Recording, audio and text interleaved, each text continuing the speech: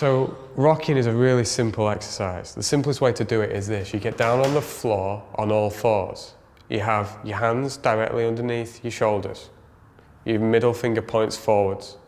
You have your knees slightly wider than shoulder width, and you have your big toe is on the floor. And then you rock forwards with straight arms until about 80% of your weight is on your hands. And then you rock backwards as far as you can, maintaining the slight natural arch in your lower back that everybody has. If you go down too far at first, you will lose that natural arch in your lower back. You will round, and we don't want that. So at first, you only go down as far as you can, maintaining the natural arch, which is called a lordosis, the slight natural lordosis in your lower back. And then you come back up till about 80% of your weight is on your hands. You go back down again. That's it. You rock backwards and forwards. And the whole time you do it, you keep your mouth shut and you breathe through your nose and you look straight ahead. That's it. That's rocking. Now, there's lots of subtleties and there's many variations, which I'll teach you in the next section. But in this section, I just want you to understand what rocking is, the basic movement. So you look straight ahead, you shut your mouth, you breathe through your nose. By breathing through your nose, you actually build a stronger diaphragm.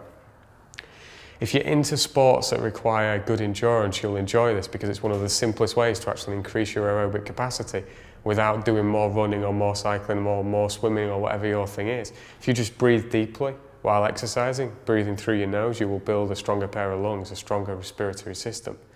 So to recap, rocking, you look straight ahead, you shut your mouth, you breathe through your nose, your hands point straight forwards. So like, think about your middle finger pointing straight ahead. Your arms are straight, your knees are slightly wider than shoulder width. You're on the big toes are on the floor. And then you rock backwards as low as you can go, maintaining the slight arch in your lower back. If you go down too low, you'll lose that arch and we don't want that. And then you go forwards till about 80% of the weight is on your hands, always keeping the arms straight. A few pointers. First one, don't ever rock on a hard surface. Like, I don't have any knee issues and I never have, but I still wouldn't rock on a tiled floor or a wooden floor. When I'm at home, I'll rock on the carpet. If I'm at the gym, I'll rock on a rubber, yoga mat or something. If you have bad knees and you can't even rock on the carpet or on a yoga mat, you could buy a pair of knee pads and put those on, or you could even rock on the bed on a firm mattress, and then you'll have no knee pain, or you shouldn't do anyway. The next thing to consider is that when you rock, only ever rock through a range of motion that is comfortable for you. If there's pain, either going forwards, maybe there's pain in your wrists or your shoulders, or going backwards too far, maybe there's pain in your hips, don't go that far. But know this, over time, the more that you rock daily, the more you do at least 10 reps a day, which will take you about 10 to 20 seconds. That's where the name of this program came from. That's why I called it the 20-second testosterone trick, because it'll take most people about 10 to 20 seconds to do 10 reps. And 10 reps is like the minimum you want to do each day. It's nothing. Anybody can do it. If you do that every day, over time, your range of motion will improve to the point where you can go all the way down until your butt is sat on your heels.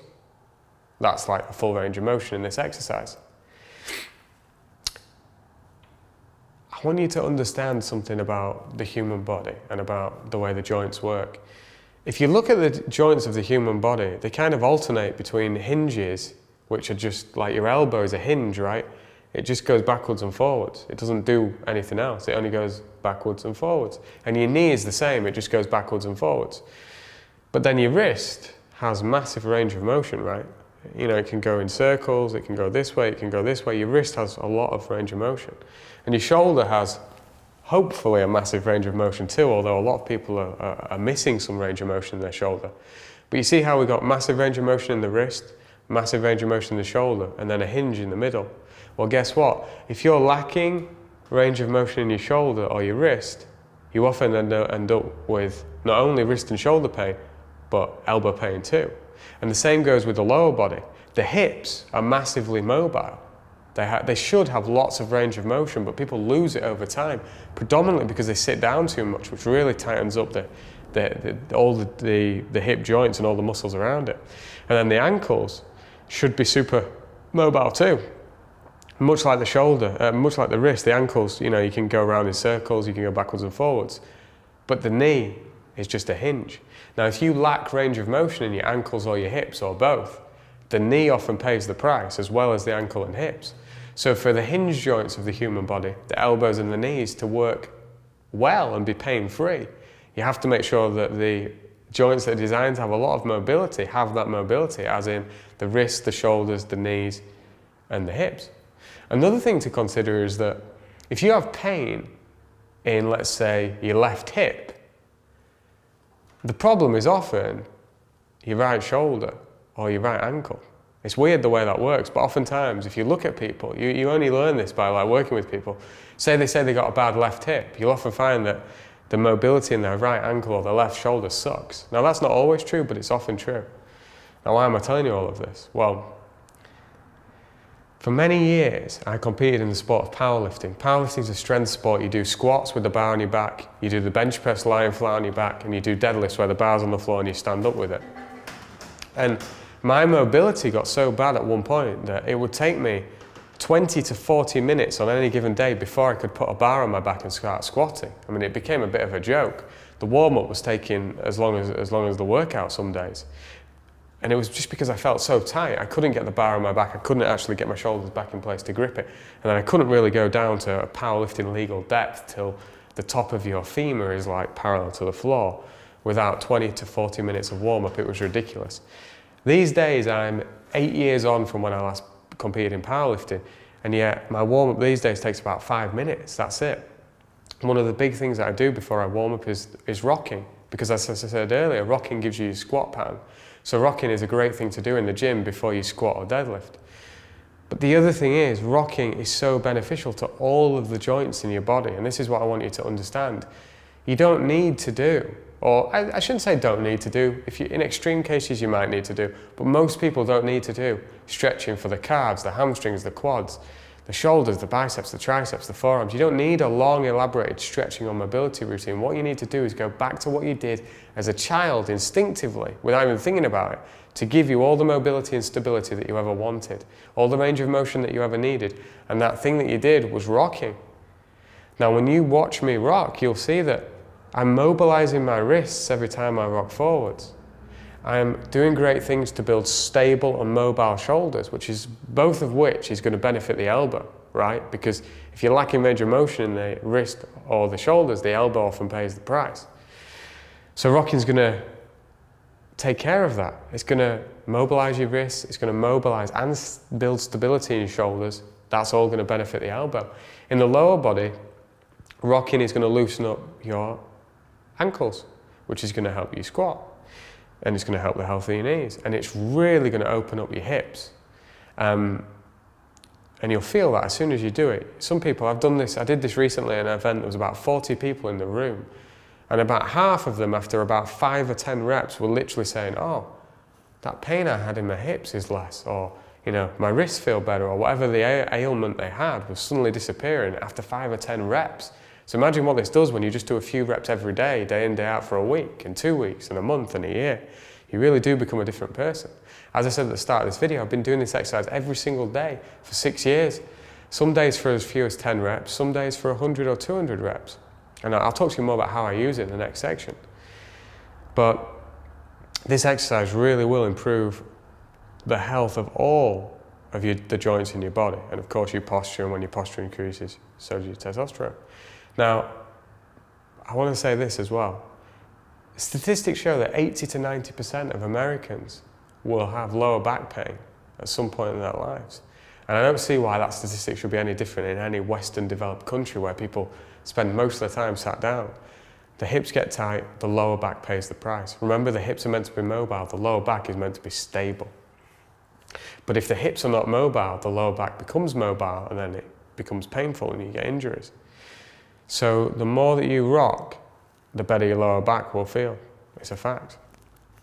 So if you want to avoid lower back pain, or make sure you never have it again if you've had it, or possibly even help your back pain to go away if you've already got it, again, rocking is an amazing thing. So this exercise, I don't love it the way I love ripping heavy deadlifts off the floor. It's not that kind of an exercise. I don't love it the way I love pressing heavy weight overhead. It's not that kind of an exercise. But what rocking does is it allows me to do the heavy strength training that I love to do without pain. It allows me to go out on my mountain bike for 2 hours without pain. It allows me to play golf without pain. I mean, if you follow golf, you may have heard about Tiger Woods' troubles over the past few years, and he's ended up with multiple back surgeries, and now they've taken 2 vertebrae out of his lower back and fused his spine. And maybe that was necessary, but maybe it wasn't. Maybe rocking and some other clever things would have helped him avoid those injuries and those surgeries. You do not want to go under the surgeon's knife if you can avoid it. And I can tell you, I don't know where I was heading when I used to powerlift, and it used to take me 20 to 40 minutes to warm up to be able to squat, but it was nowhere good. These days when I do rocking, and I'll talk to you about how I do it in the next section, but when I do rocking, my body feels great. I'll give you an example. Yesterday, I went out driving with a friend of mine. He's an advanced driving instructor. We went all the way from where I live in Northern England to Scotland and back. I think we logged 525 miles in the car that day, driving purely for fun on some of the finest driving roads in England and Scotland. But I can tell you, after that day, everything was a bit tight. Being sat down in the car for that long, it's great fun, but it's not that good for you. My hips were tight, my lower back was a bit tight, my upper back was a bit tight, my forearms were a bit pumped from holding the steering wheel all day. What did I do? As soon as I got in, I went to a room that has carpet in my house, I got down on the floor and I did some rocking, and within 10, 20 reps, I felt as good as new, just like that, just like that. This is an amazing exercise. It's something that you did instinctively as a child, and if you look at children, they don't really have any injuries. They don't really ever injure themselves when they're babies and infants. Kids only start breaking bones when they get to like 10, 11 years of age, and they start jumping out of trees and running around playing football, and they start getting boisterous. When babies are young, they fall down, they get back up again. They really never injure themselves. They're incredibly resilient. And rocking is one of the things they do. I've seen it with my 2 kids, I've seen it with other friends' kids. Every child rocks. He comes out, or she comes out of the womb breathing correctly, they gain control of their head, they learn to roll onto their side, onto their front, back onto their back, and then they rock. And after they rock, they squat, and then they learn to crawl, and then from crawling comes walking, jogging, running, and sprinting. And actually, if you do all of those movements, you will do very good things for your health and your longevity and your posture and your joint integrity. But the focus of this program is rocking, because it really does improve your posture very quickly, and when you improve your posture, your testosterone levels go up. So we'll show you some video of how the rocking exercise is done, and in the next section I'm going to talk you through 10 different variations. And the reason why you want those variations is twofold. Number one, so that psychologically you don't get bored. I know some people will happily do the same exercise over and over again, day in, day out, for years on end. There's nothing wrong with that if you're that kind of person, but not everybody is. I'm the kind of person, I need a lot of variation in my exercise program. So if I was going to do the same thing over and over again, by about the end of a month or maybe the end of a week, I'm getting bored, I need something new. So by having 10 variations, it will stop you getting bored psychologically. But the other thing is, it will stop your body getting bored mentally. There's a term that the great powerlifting and strength coach Louis Simmons from Westside Barbell came up with, and it's called the law of accommodation. And basically all it means is that when you first give your body a new stimulus, like when you first learn to rock, or when you first start doing squats, or when you first start riding a bike, that your body adapts to that stimulus and it keeps improving. But after a while, your body gets used to that stimulus and the improvements stop. So now you have to do something new. You have to ride your bike on a different route. Instead of doing back squats, you have to do front squats. Instead of rocking in the way that I just described, you do a different style of rocking, and then progress continues. So by having the original style of rocking that I told you about just now in this section, plus the 10 variations that I'm going to show you, you're going to have 11 variations to play with. And you could vary those on a daily basis, a weekly basis, a monthly basis, however you want. There's no right or wrong. You can vary them however you like. You can just vary them instinctively. You might fall in love with one style and do it every day for a month. Then you might try a new style, do it for a couple of days, try another style, do it for a couple of days. Then you try another one, you really like that one, you do it for a month again. It doesn't matter, there's no right or wrong. Just do 10 reps a day of the exercise I just showed you, and it is going to change your life. It's going to change your life in many ways. You really have to do it, immerse yourself in it, commit to it to feel those benefits. So that's rocking. We've explained how you do it. We're going to cut to the next section where I'm going to show you 10 variations.